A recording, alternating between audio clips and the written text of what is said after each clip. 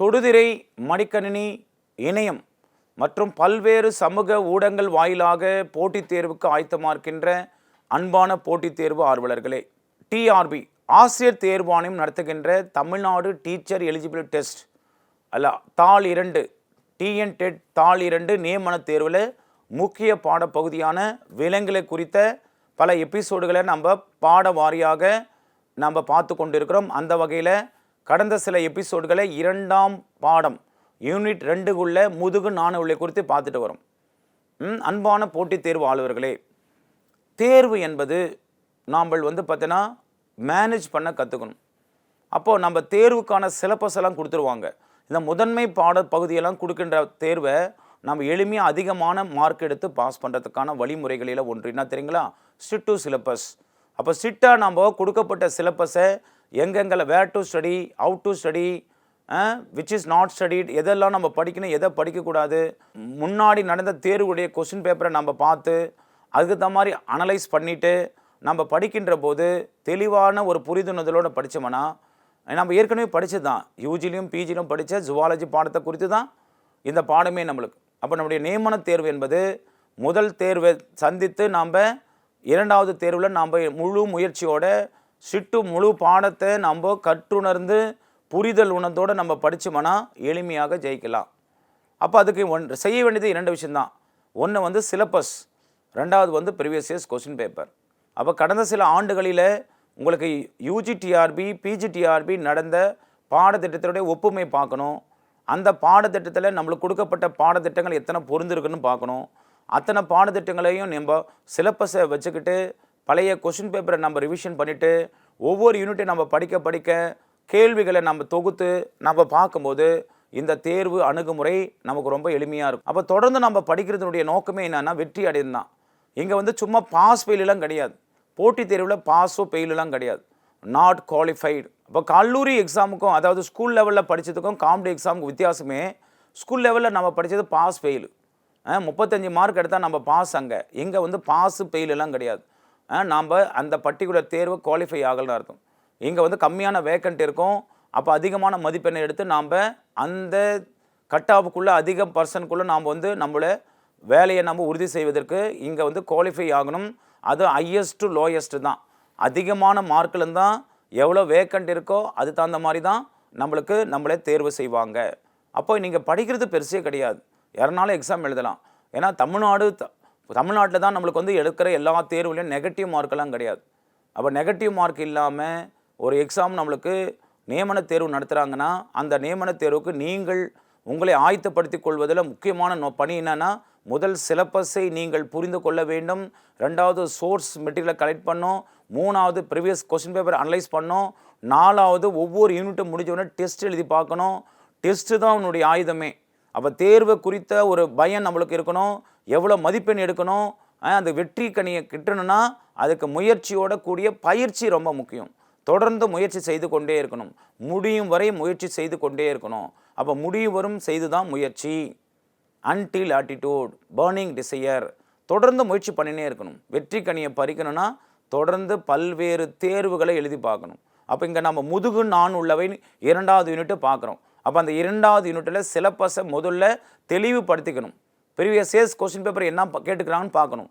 அந்த ஸ்ட்ராட்டஜியை வச்சு நம்ம ப்ரிப்பரேஷனை ஸ்ட்ரென்தன் பண்ணணும். அப்போ நம்ம பெலனோ கிளாஸை பற்றி பார்த்துருக்குறோம். அந்த பெலனோ கிளாஸினுடைய முதுகு நாணுகளின் பண்புகளை பார்க்குறோம். ஏன்னா இதை ஒரு முதல்ல எமி கேரடிட்டாவை வச்சுருந்தாங்க. அதோ பெலனோ கிளாஸாவை குறை முதுகுத்தண்டு உடவினாக இந்த பேட்சன் 1885, அப்புறம் கிரிகாரி, அப்புறம் ஆக்சி ஆகியோர்கள் குறிப்பிட்டமையால் முதுகு தண்டு உடையனவாக கருதப்பட்டாங்க. ஆனால் அண்மை காலத்தில் இந்த அறிவியல் அறிஞர்கள் இந்த முதுகு தண்டினை இது வாய்க்குழி கூரை பகுதியிலிருந்து தோற்றுவிக்கப்பட்ட ஒரு எளிய பிதுக்கம் எனவும் முதுகு தண்டலை எனவும் மறுக்கிறாங்க. அடுத்து 2வதாக இந்த பிதுக்கம் வாய்க்குழி மூட்டுக்குழாய், அதாவது புறப்படத்திலிருந்து தோன்றியது என்றோ அல்லது அகப்படத்திலிருந்து தோன்றியதோ என்றோ உறுதிப்படுத்தவில்லை. 3வது நீவல் என்பவர் 1952 இந்த வாய்க்குழி பிதுக்கம் முதுகு தண்டிலிருந்து பல வகையில் மாறுபட்டிருப்பதாக குறிப்பிடுறார். 4வது எவிடன்ஸ் என்னன்னா, பொதுவாக முதுகு தண்டு ஒரு தாங்குவதற்கான அமைப்பாகவே உள்ளது. தாங்குவதற்கான ஒரு அமைப்பு தான் முதுகுத்தண்டு. ஆனால் பெலனோகிளாஸில் இத்தகைய தாங்கு அமைப்பு காணப்படலை. அப்போ முதுகுத்தண்டுடையவற்றை ஒத்து எவ்வித படலமும் இம்மடிப்பின் மீது காணப்படவில்லை. ஆறாவதாக முதுகுத்தண்டு முதுகுப்புற இரத்த குழலுக்கு முதுகுப்புறத்தில் அமைந்துள்ளது.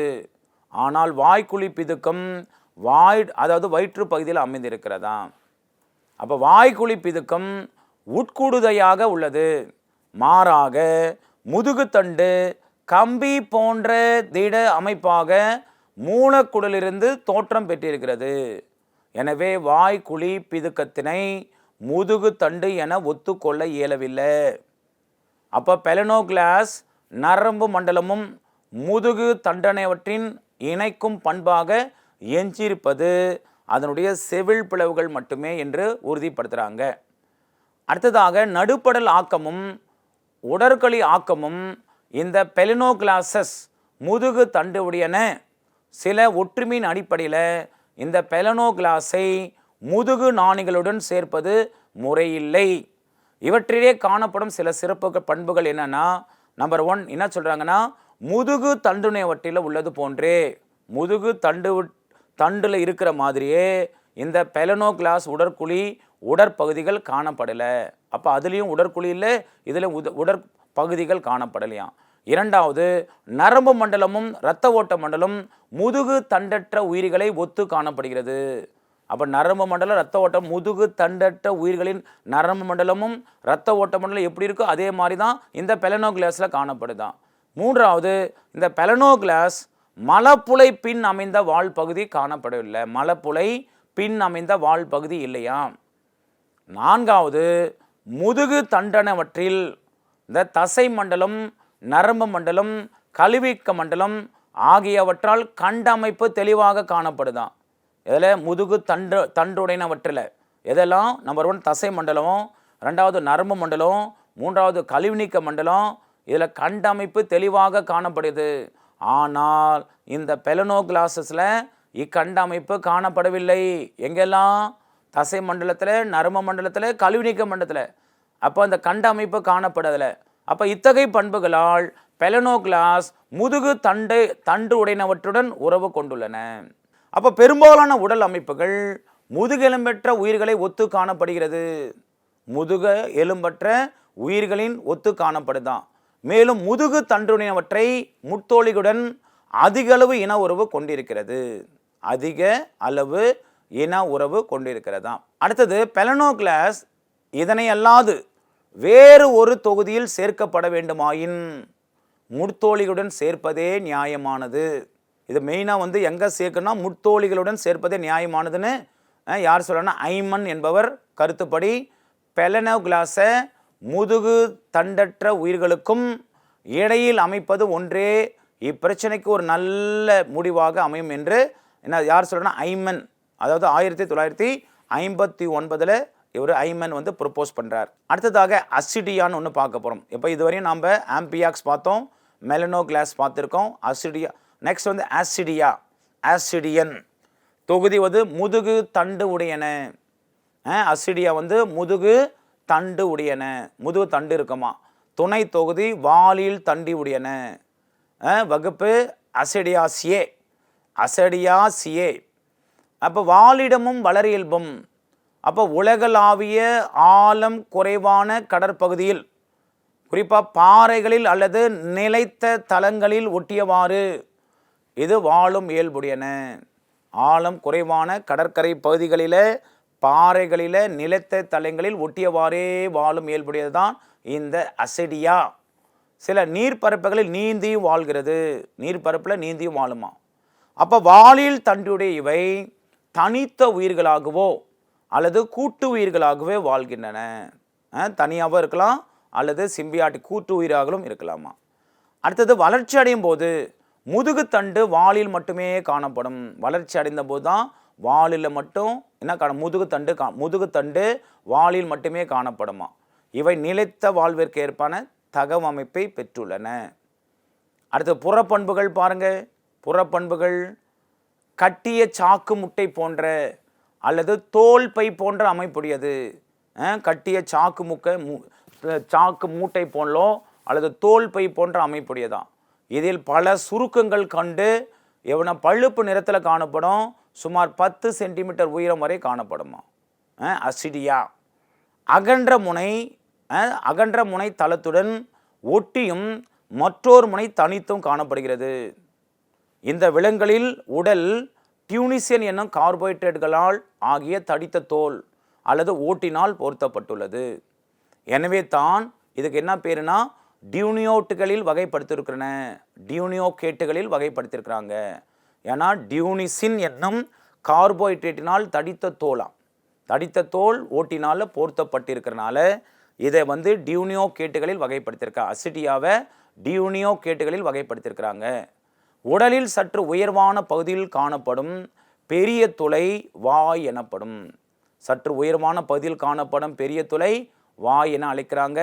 இதற்கு அண்மையில் காணப்படும் சிறிய துளை ஏற்றிய துளை எனப்படுமா. வாய் துளை ஏற்றிய துளை. அப்போ உயர்வான பகுதியில் காணப்படும் பெரிய துளைக்கு வாயின்னு சொல்கிறா. அதே மாதிரி அண்மையில் இருக்கிற துளைக்கு சிறிய துளைக்கு ஏற்றிய துளை என்று அழைக்கிறாங்க. இதனுடைய அசிட்டியாவுடைய உடற்போர்வை பாருங்க. மேண்டில் தடித்த டியூனிசின் உரைக்கு கீழாக உள்ள உடற்சுவர் ஒளி ஊடுருவக்கூடியது. இது உடலை போர்த்தி அமைந்த சீரான தடிமனை கொண்டிருப்பதில்லை. சீரான தடிமனை கொண்டிருக்காதான். நடமேற்பரப்பில் புறப்படை காணப்படுகிறதா. நடமேற்பரப்பில் புறப்படை. இதன் கீழாக இணைப்பு திசு ஒன்று செல்லிடை திசு. அந்த செல்லிடை திசுக்கு தான் மேட்ரிக்ஸ் ஆகியன காணப்படுகின்றன. அப்போது இந்த அசிட்டியாவுடைய உடற்போர்வை அதுக்கு பேர் மேண்டில்னு பேர். தடித்த டியூசின் உரைக்கு கீழாக உள்ள உடற்சுவர் ஒளி ஊடுருவக்கூடியது. இது உடலை போர்த்தி அமைத்தது. சீரான தடிமனை கொண்டிருக்காது. ரெண்டாவது நடமேற்பரப்பில் புறப்படை காணப்படுகிறதாம். இதன் கீழான இணைப்பு திசு செல்லிடை திசு தட் மீன் மேட்ரிக்ஸ் ஆகியன காணப்படுது. அடுத்ததாக அடிப்பரப்பில் காணப்படும் புறப்படை தட்டை எபித்தில செல்களால் ஆனதான். புறப்படை தட்டை எபித்தில செல்களால் ஆனது. அடுத்து பாருங்க ஏற்றியம். உடற்சுவர் கீழாக காணப்படும் பெரிய குழிப்பகுதிக்கு அந்த உடற்சுவர் கீழே இருக்கும். கீழாக காணப்படும் பெரிய குழிப்பகுதிக்கு ஏற்றியம் என்று பெயர். அப்போ இந்த ஏற்றிய குழிப்பகுதியில் தான் மலப்புலை இருக்கும். ஏற்றிய குழிப்பகுதியில் தான் மலப்புலை. அங்கே தான் இனப்பெருக்க உறுப்புகள் திறக்கிறது. அசிட்டியாவுடைய இனப்பெருக்க உறுப்புகள் ஏற்றிய குழிப்பகுதியில் இருக்கிற மலப்புலை. அங்கே தான் இனப்பெருக்க உறுப்புகள் திறக்கின்றன. அடுத்து செரிமான மண்டலம் பொறுத்தவரையும் நன்கு வளராக்கம் பெற்ற உணவு பாதை அமைந்துள்ளது. அசிட்டியாவுடைய உணவு பாதை நன்கு வளராக்கம் பெற்ற உணவு பாதை. இரண்டாவது நிலைத்து ஒட்டி வாழ்வதற்காக இது யூ வடிவில் அமைந்தது. பென்னோகிளாக்ஸும் இந்த அசிட்டியாவும் யூ வடிவ அமைந்தில் இருக்கும். வாயும் மலப்புளியும் முன்முனையிலே திறக்கிறது. வாய் ஒரு அகன்ற அமைப்பாக இருக்கிறன. அப்போ தொண்டைக்கும் வாய்ப்புற சூழலுக்கும் இடையே ஓர் நெடு அன்னம், தொண்டைக்கும் வாய்ப்புற குழலுக்கும் இடையே ஒரு பெரிய அன்னம், ஒரு நெடு அன்னம் அமைந்துள்ளது. இதை சூழ்ந்துதான் அன்ன விரல் நீட்சிகள் காணப்படுகின்றன. அன்ன விரல் நீட்சிகள் எங்கன்னா தொண்டைக்கும் வாய்ப்புற குழலுக்கும் இடையே நெடு அன்னம், அங்கே தான் அன்ன விரல் நீட்சி காணப்படுதான். தொண்டையின் மேல் பைய கோட்டில் இது முக்கோண வடிவில் அமைந்த தகடுகள் வரிசையாக இருக்குமா. முக்கோண வடிவில் அமைந்த தகடுகள் வரிசையாக உள்ளன. இதுக்கு பேர் முதுகுப்புற லாமினா. இந்த முதுகுப்புற லாமினா போன்ற இந்த தகடுகளின் முன்முனை கொக்கி போன்று வளைந்தமைவை. கொக்கி மாதிரி வளைஞ்சிருக்குமா. இதுக்கு நுண்ணறவுகள் எனப்படும். அப்போ செவில்கள் துளைப்பக்கங்களில் காணப்படும் குட்டிலைகள் இயக்கத்தினால் நீர் தொண்டையிலிருந்து ஏற்றியத்திற்குள் செலுத்தப்படுகிறது. அப்போ வாய் நின்று நீர் உள்ளே வருகிறது. அப்போ இறப்பை ஒரு பை போன்ற அகல அமைப்பாக காணப்படும். குடலின் முழு நீளத்திற்கும் உட்பரப்பில் டிப்ளோசோல் என குடல் பரப்பு காணப்படுகிறது தான் டிப்ளோசோல். இது செரிக்கப்பட்ட உணவுப் பொருட்களை உட்கரிக்கப்படுவதற்கான பரப்பினை அதிகரிக்க செய்கிறது. செரிமான மண்டலம் நன்கு வளராக்கம் பெற்ற உணவு பாதை. ஷேப் யூ வடிவ ஷேப். ஓகே. தொண்டைக்கும் வாய்ப்புற சூழலுக்கும் இடையே ஒரு நெடு அன்னம், அங்கே தான் அன்ன விரல் நீட்சி காணப்படுதான். அடுத்து உணவு வீட்டல் முறை. இது உணவீட்டல் ஆம்பியாக்ஸை ஒத்து காணப்படுகிறது. ஆம்பியாக்ஸில் எப்படி உணவீட்டல் இருந்துச்சோ அதே மாதிரி தான் இந்த அசிடியாலையும் காணப்படுது. தொண்டையில் அமைந்த குற்றிலைகளின் இயக்கத்தினால் இது நீரோட்டம் ஏற்படுத்துகிறது. அப்போ நீரோட்டத்தின் நீருடன் சேர்ந்து உணவுப் பொருட்கள் வாய்ப்புற குழல் நெடு அன்னம் வழியாக தொண்டைனை அடைகிறதா. எங்கே பாருங்கள், முதல்ல நீருடன் சேர்ந்து உணவுப் பொருட்கள் எங்கன்னா முதல்ல அப்புறம் வாய்ப்புறல் குழல், மூன்றாவது நெடு அன்னம், அது வழியாக தான் தொண்டையினை அடைகிறது. அப்போ தொண்டையின் நுழையும் போது சிறு மணல் துகள்கள் நெடு அன்ன விரல் நீட்சியாக தடுக்கப்படுகிறது. செரிக்கப்பட்ட உணவுப் பொருட்கள் உணவு குடலில் உட்கரிக்கப்படுகிறது. செரிக்கப்படாத உணவுப் பொருட்கள் ஏற்றிய துளை வழியாக வெளியேற்றப்படுகிறது. உணவூட்டல் முறை, குறிப்பாக அசிடியாவுடைய உணவூட்ட முறையானது ஆம்பியாக்ஸை ஒத்து காணப்படுதான். அடுத்து பாருங்கள், நரம்பு மண்டலம் வாய் ஏற்றிய துளைகளுக்கிடையே உள்ள உடற்சுவர் இடையீட்டு திசுவில் ஒரு நரம்பு திரள் காணப்படுகிறதாம். அந்த ஏற்றிய துளைகளுக்குள்ளே உடற்சுவரில் தான் ஒரு நரம்பு திரள் காணப்படுது. இந்த நரம்பு திரள் இருந்தால் உடலின் வெவ்வேறு பகுதிகளுக்கு செல்கின்றன. இந்த நரம்பு குழலுக்கு கீழ் நரம்பிய சுரப்பி, தட் மீன்ஸ் சப்நிர்வல் கிளாண்ட் ஒன்று காணப்படுகிறதாம். இது முதுகெலும்பில் உள்ள ஐப்போபைஸுக்கு இணையாக கருதப்படுறாங்க. அப்போ இது ஐப்போபைஸுக்கு இணையாக கருதுகிறாங்க நரம்பிய சுரப்பி, அதாவது நரம்பு மண்டலம். இது ஒரு புனல் வடிவ குழியாக, எப்படி இருக்கிற ஷேப் புனல் வடிவ குழியாக உள்ளது. அப்போ தொண்டையின் முன்முனையிலிருந்து உடலின் பின்முனை வரை நீண்டு காணப்படுகிறது. அப்போ நரம்பு மண்டலம் எங்கன்னா தொண்டையினுடைய முன்முனையிலிருந்து உடலின் பின்முனை வரை நீண்டு காணப்படுமா. இது உணர்வு உறுப்பாகவும் செயல்படுகிறது. அப்போ அசிடியாவுடைய நரம்பு மண்டலம் உணர்வு உறுப்பாக செயல்படுகிறதாம். அப்போ இந்த உணர்வு செல்வுகள் டியூனிக் மேற்பரப்பில் காணப்படுகிறதாம். கேள்வி அசிடியாவில் உணர்வு உறுப்புகள் எங்கே காணப்படும்னா டியூனிக் மேற்பரப்பில் காணப்படும். உணர்வு செல்கள் டியூனிக் மேற்பரப்பில் காணப்படுமா. அப்போ நரம்பு செல்கள், நரம்பு நார்கள் எல்லாம் இந்த அசிடியாவில் நரம்பு நார்கள் இல்லை. அடுத்து பாருங்கள், இரத்த ஓட்ட மண்டலம். இது மூடிய இரத்த ஓட்ட வகையை சார்ந்தது. மூடிய இரத்த ஓட்ட வகையை சார்ந்ததான், நன்கு வளர்ச்சி அடைந்துள்ளது. ஆனால் இதில் என்ன கிடையாதுன்னா தந்திகள் இல்லை. அப்போ அசிடியாவுடைய இரத்த ஓட்ட மண்டலம் மூடிய இரத்த ஓட்ட வகை, குறிப்பாக நன்கு வளர்ச்சி அடைஞ்சிருக்கும், தந்திகள் கிடையாது. அதே மாதிரி இதில் இருக்கிற அசிடியாவுடைய இரத்தத்தில் பிளாஸ்மா நிறமற்றது, நிரம்பி செல்களும் நிறமற்ற செல்களும் காணப்படுகிறது. நிரம்பி செல்களும் நிறமற்ற செல்களும் காணப்படுகிறது என்றாலும் வெனாட்டியன் கொண்ட மஞ்சள் நிறமி துகள்கள் சில இனங்களில் உள்ளன. பிளாஸ்மா நிறமற்றது பார்த்துங்க, நிரம்பி செல்களும் நிறமற்ற செல்களும் ரெண்டுமே இருக்கான். ஆனால் வெனாடியன் கொண்ட மஞ்சள் நிறமி துகள்கள், வெனாடியன் கொண்ட மஞ்சள் நிறமி துகள்கள் சில அசிடியாவில் காணப்படுமா. இரத்தம் வெளிர் சிகப்பு நிறம் கொண்டது. அதாவது அசிடியாவுடைய இரத்தம் வெளிர் சிகப்பு நிறம் கொண்டதான். இதய துடிப்பு இரு முனைகளிலும் இதய துடிப்பு ரெண்டு முனைகளிலும் மாறி மாறி நிகழ்வதால் இரத்தம் ஒரே திசையில் நிலையாக செலுத்தப்படுவதில்லை. இரத்தம் ஓடும் திசை அவ்வப்போது மாறிக்கொண்டே இருக்கும். ஏன்னா இங்கே ஒரே சீரான திசையில் நிலையாக செலுத்தப்படாததால் இதோடைய ஓடும் திசை அவ்வப்போது மாறிட்டே இருக்கு. ரத்தம் ஓடும் திசை மாறினே இருக்குமா. இதயம் தசை நார்களாகி இருக்கிறது. இதயம் தசை நார்களாகியது ஒரு பை போன்ற அமைப்புடையது, இரைப்பைக்கு கீழாக காணப்படுகிறதாம். அப்போது அசிடியாவுடைய இரத்த ஓட்ட மண்டலம் மூடிய இரத்த ஓட்ட மண்டலம், நன்கு வளர்ச்சி அடைகிறது, தந்திகள் இல்லை, பிளாஸ்மா நிறமற்றது, நிரம்பி செல்களோ நிறமற்ற செல்களோ காணப்படுது. இருந்தாலும் வெனாடியன் கொண்ட மஞ்சள் நிறமி துகள்கள் சில இனங்களில் காணப்படுதான். குறிப்பாக இரத்த ஓடும் திசை அவ்வப்போது மாறிக்கொண்டே இருக்குமா. அடுத்ததாக கழிவு நீக்க மண்டலம். கழிவு நீக்க உறுப்புகள் எதுவுமே கிடையாது. அதாவது நம்ம முதல்ல பார்த்தோம், இரண்டாவதுக்கும் மூணாவதுக்கும் கழிவு நீக்க மண்டலமே கிடையாது. கழிவு நீக்க உறுப்புகள் எதுவுமே இல்லை. எனினும் குடலும் கீழ் நரம்பிய சுரப்பிகளும், that means sub neural gland பங்கேற்பதாக நம்பப்படுகிறதாம். கழிவு நீக்க உறுப்புன்னு எதுனே இல்லை. குடலும் கீழ் நரம்பிய சுரப்பிகளும் பங்கேற்பதாக நம்புகிறாங்க. அப்போ கழிவு பொருளாக இந்த அசிடியா என்ன பண்ணோம்னா அமோனியாவை வெளியேற்றுகிறது. அமோனியாவை வெளியேற்றுமா கழிவு நீக்க பொருளாக. அடுத்தது இனப்பெருக்க மண்டலம் பொறுத்தவரையும் இது ஓர் இரு பாலுயிரி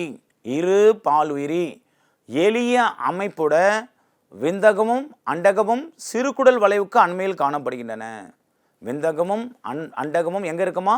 சிறுகுடல் வளைவுக்கு அண்மையில் காணப்படுகிறது.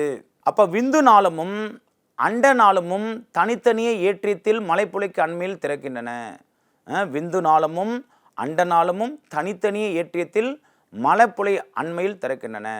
இனசெல்கள் கடல் நீரை அணைகின்றன. அடுத்து பாருங்க, பிறப்போக்கு வளர் உருமாற்றம். அப்போ அசிடியன் தலைபிரிட்டை சிறிது காலம் நீரில் விரைவாக நீந்தி வாழும் ஒரு சுய வாழ்வியாக உள்ளது. அப்போ பார்த்தோன்னா இது என்னென்னா வளரும் உருமாற்றம் எப்படி நடக்குமா? அசிடியனில் தலைபிரிட்டை அந்த இளம் உயிரில் சிறிது காலம் நீரில் விரைவாக நீந்தி வாழும் சுய வாழ்வியாக இருக்கும். அப்போ சிறிது காலம் நீந்தி பின்னர் பாப்பிலாக்களால் தலைப்பகுதியில் ஒட்டி கொள்கின்றன. எனவே இது லார்வா தலைக்கீழான நிலையை அடைகிறது. அப்போ எப்போ லார்வா தலைக்கீழான நிலையை அடையுதுன்னா குறிப்பாக பாப்பிலாக்களில் தலைப்பகுதியில் ஒட்டி கொள்ளும் போது. அப்போ என்னென்ன உருமாற்றம் செய்தான் பாருங்க. முதல் உருமாற்றம் என்ன நடக்குதுன்னா பிற்போக்கு வளர் மாற்றங்கள். அதாவது இதனுடைய வாள் உள் உறிஞ்சி கொள்ளப்படுவதால், அப்போ இந்த அசிட்டியாவுடைய வாள் உள் இழுத்து கொள்ளப்படுவதால் அல்லது உள் உறிஞ்சி கொள்ளப்படுவதால் என்ன பண்ணுதா உள் இழுக்க தொடர்ந்துனா வாள் மறிய தோங்கிறது. ரெண்டாவது முதுகு தண்டு, நரம்பு தண்டு, வால் தசைகள் ஆகியவனை தொடர்ந்து லார்வாவின் உடற்பகுதியால் இது உறிஞ்சி கொள்ளப்படுகின்றன. அப்போ மீண்டும் இது ரெண்டாவது. முதல்ல வாள் உள் உறிஞ்சி கொள்ளப்படுது, அதனால் வாள் மறிய தொடங்குறது. ரெண்டாவது முதுகு தண்டு, நரம்பு தண்டு, வால் தசைகள் ஆகியவை லார்வாவின் உடற்பகுதியால் உறிஞ்சி கொள்ளப்படுகின்றன. இச்செயலுக்கு தான் பேகோசைட்டோசிஸ் என்று பெயர். சிறு பகுதி மற்றும் தோலாக உறிந்து விடுகிறதாம். இது பிற்போக்கு வளர் மாற்றங்களில் முதல்ல. ரெண்டாவது ஈட்டி வடிவில் நீண்டமைந்த உடலினின்று 4 புறப்படல வெளி வளர்ச்சிகள் சம இடைவெளியில் தோன்றுகின்றன. இது என்னன்னு சொல்றாங்கன்னா புறப்படல ஆம்புலாக்கள் என்ன அழைக்கிறாங்க. ஈட்டி வடிவில் நீண்டமைந்த உடலின்று 4 புறப்படல வெளி வளர்ச்சிகள் சம இடைவெளியில் தோன்றி இது புறப்படல ஆம்புலாக்களை எனப்படுதான். மூன்றாவது என்னன்னா ஒட்டுருவாக்கவும், அதாவது ஒட்டுறுப்பாகவும் சுவாச உறுப்பாகவும் செயல்படுகிறது. அது தொடர்ந்து விரைவான முதுகுப்புறத்தில் இரு மருங்கிலும் இரு சிறிய ஆம்புலாக்களை தோற்றுகின்றன. அப்போ நரம்பு மண்டலம் வயிற்றுத்திரள் போன்று காணப்படுகிறது. எஞ்சியுள்ள பகுதியான பெருமூளைக்குழில் ஒட்டோலியத் ஆசெல்லை ஆகியன மறைந்து காணப்படுதான். அப்போ நான்காவது நிகழ்வு என்னன்னா நரம்பு மண்டலத்தில் வயிற்று திரள் போன்று காணப்படுதான். அப்போ எஞ்சியுள்ள பகுதியான பெருமூளை குமிழில் ஓட்டோலித் ஆசெல்லை இதெல்லாம் என்ன மறைந்து விடுகிறதா. ஓட்டோலித் ஆசெல்லாம் மறைந்து விடுதான். அடுத்தது உடற்குழி நரம்பு திரள் உடற்குழி நரம்பாக மாற்றம் அடைகிறது. உடற்குழி எப்படியா? உடற்குழி நரம்பு திரள் உடற்குழி நரம்பாக மாற்றம் அடைகிறது.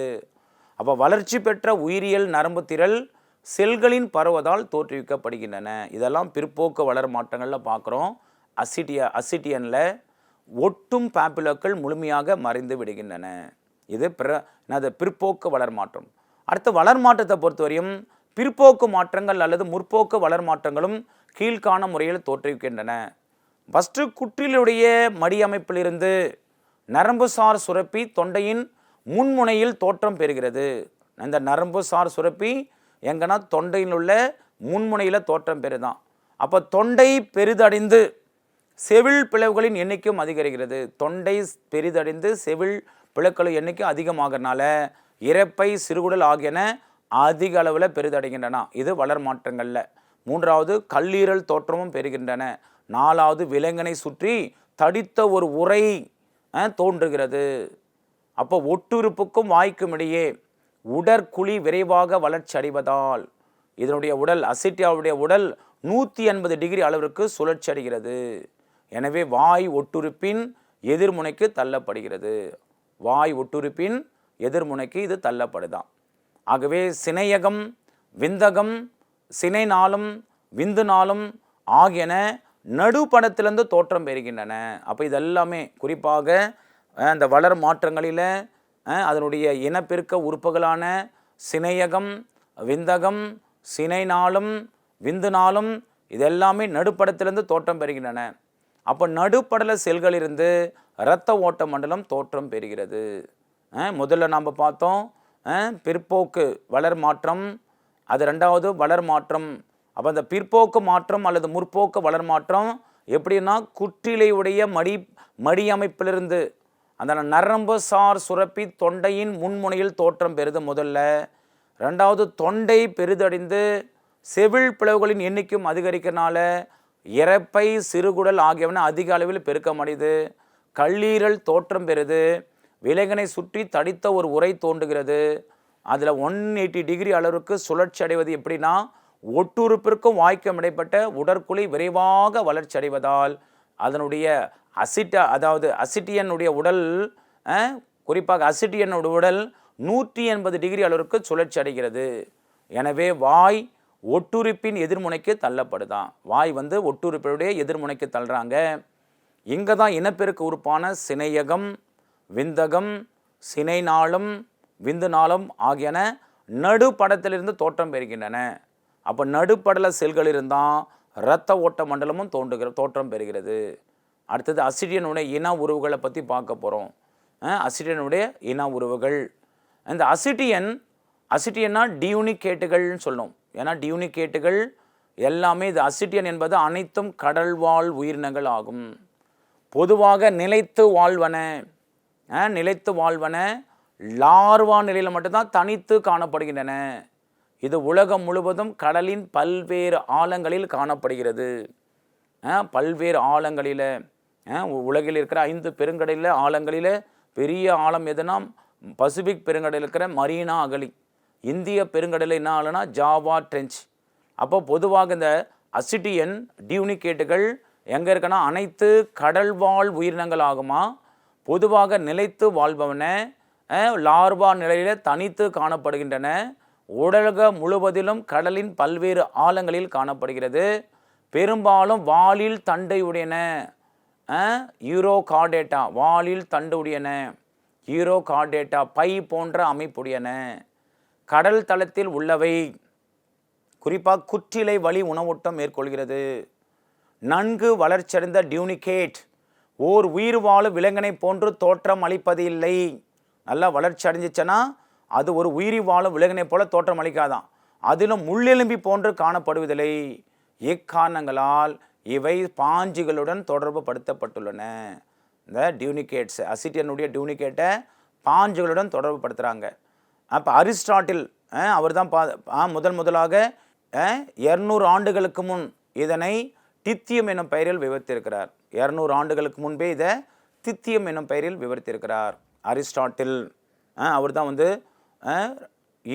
அதாவது உயிரினங்களை 2 கிங்டம் கான்செப்டை கொண்டு வரார் அரிஸ்டாட்டில். 200 ஆண்டுகளுக்கு முன்னு இதனை டித்தியம் என்னும் பெயரில் விவரித்திருக்கிறார். தொடர்ந்து கூட்டமாக வாழும் அசிட்டியன் அமைப்பினை கியூவியர் என்பவர் தான் 1815 விவரித்திருக்கிறாரு. கிவியார். இதே ஆண்டில் தான் லாமார்க் இவற்றை டியூனிகாவை சார்ந்தது, அதாவது டியூனிகாம்னா முதுகெலும்பற்ற புழு என்பதை குறிப்பிடுகிறாரு.